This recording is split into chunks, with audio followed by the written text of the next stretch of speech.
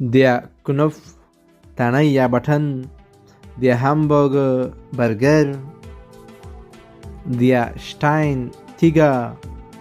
der شټغان ساحل یا د سمندر غاړه، der eingang د داخلېدو لاره، der schmutz ګنده،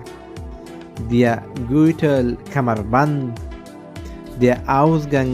د وتلو لاره، der geruch بوی، der lärm شور، der schrank الماری، der شال ګلبند، der blitz برېښنا یا رڼا، der ofen د پخلاین ځای یا اوون، der کوب جالۍ، der هوګل غونډۍ، der mund خوله، der ویګ لاره، der